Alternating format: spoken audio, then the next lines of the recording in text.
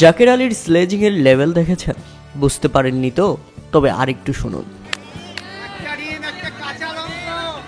হ্যাঁ দর্শক, সম্প্রতি ভাইরাল হওয়া রাজুদার 3টা পরোটা, আনলিমিটেড সবজি, একটা ডিম, একটা কাঁচা লঙ্কা, এইটা বলে ক্রিকেট মাঠে কেউ স্লেজিং করে?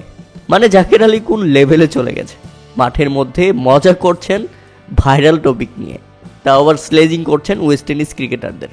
মজার ব্যাপার হলো ওয়েস্ট ইন্ডিজ ক্রিকেটাররা এটা বুঝতে না পেরে ব্যাপক চিন্তায় ছিলেন যে হোয়াট, এটা আবার কি বলছে। টিভি ক্যামেরায় স্পষ্ট মাইক্রোফোনে শোনা যাচ্ছিল জাকের আলীর এই মজার স্লেজিং। তাই তো মেহেদি মিরাজ বললেন, মামা চুপ থাক প্লিজ, আমি তোর কাছে হাত জোর করি, আর রাজু তার অ্যাক্টিং করিস না। কিন্তু কে শুনে কার কথা?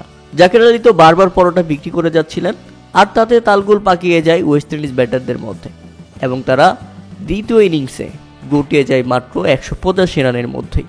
তাতে বাংলাদেশের 101 রানের বিশাল জয়। উল্লেখ্য যে এর আগেও জাকের আলী 91 রানের বিধ্বংসী ইনিংস খেলে বাংলাদেশকে জয়ের বন্দরে পৌঁছে দেন, এবং পরে বোলাররা সেই কাজটা করে দিয়েছে, এবং 15 বছর পর ওয়েস্ট ইন্ডিজের মাটিতে বাংলাদেশের দুর্দান্ত জয়। তবে প্রিয় দর্শক, জাকের আলীর এই স্লেজিংগুলো আপনাদের কাছে কেমন লেগেছে তা অবশ্যই আমাদের কমেন্ট করে জানাবেন, কেননা এর আগে ওয়েস্ট ইন্ডিজ বোলাররা জাকের আলীকে ব্যাপকভাবে বাজে স্লেজিং করে জ্বালিয়েছিল। জবাবে জাকের আলী দিয়েছে মজাদার স্লেজিং।